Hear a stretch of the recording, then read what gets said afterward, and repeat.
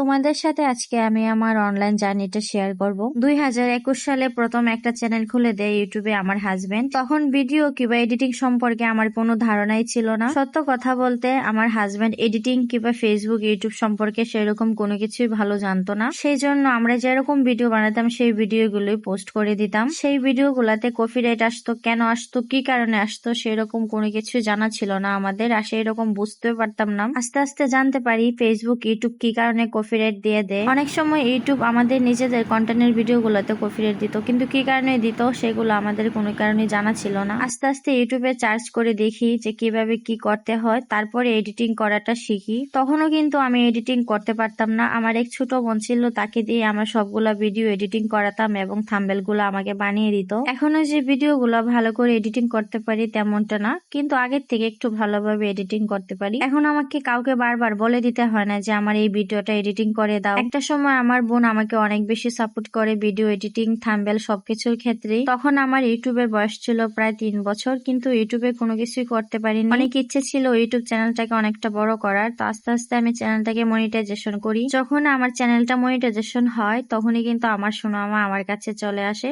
তো তারপর থেকে আস্তে আস্তে আর চ্যানেলে সেরকম ভাবে সময় দেওয়া হয় না। তখন ব্যস্ততার কারণে সেরকম ভাবে ভিডিও দিতে পারতাম না, কিন্তু মাঝে মধ্যে কিছু কিছু ভিডিও ছবি আপলোড করে নিতাম। এইভাবে চলে আমার ইউটিউব চ্যানেলটা প্রায় 1 বছরের মতো। হঠাৎ করে 1 বছর পর কেন জানি না ইউটিউব চ্যানেলটা নষ্ট হয়ে যায়। যখন আমার ইউটিউব চ্যানেলটা নষ্ট হয়ে যায় তখন আমার চ্যানেলে সাবস্ক্রাইবার ছিল প্রায় 13,000 প্লাস। আর এই 13,000 সাবস্ক্রাইবার করতে কিন্তু আমার প্রায় 3 বছর লেগে গেছিল, আর অনেকটা কষ্ট করতে হয়েছিল এই চ্যানেলের পেছনে। কিন্তু ভাগ্যে না থাকলে কোনো কিছু করার নেই, সেরকম ভাবে আমার চ্যানেলটাও চলে যায়। তারপর একটা সময় ভাবি যে আর ভিডিও করব না, এখন মেয়ে আর সংসার নিয়ে ব্যস্ত থাকবো। কিন্তু যাই বলি না কেন, ভিডিও করাটা আমার সবচেয়ে বেশি ভালো লাগে। যখন আমি লুকের ভিডিও গুলা দেখি, ব্লগ ভিডিও দেখি, আমার কিন্তু বেশি ভালো লাগে। সেই চিন্তা করে আমার ফেসবুক আইডিকে আমি টোটালি পেজ করে ফেলি। অনেকটা আশা নিয়ে এই পেজটা খুলেছি, যদি ভাগ্যে থাকে সবকিছু হবে। এখন আমার এই পেজটাতে আমি সব ধরনের ভিডিও আপলোড করি। আমি জানি ধৈর্যের ফল মিষ্টি হয়। ফেসবুক কিংবা ইউটিউবে বলো, যবে থেকে আমি ভিডিও আপলোড করি তবে থেকে অনেকের অনেক ধরনের মন্তব্য।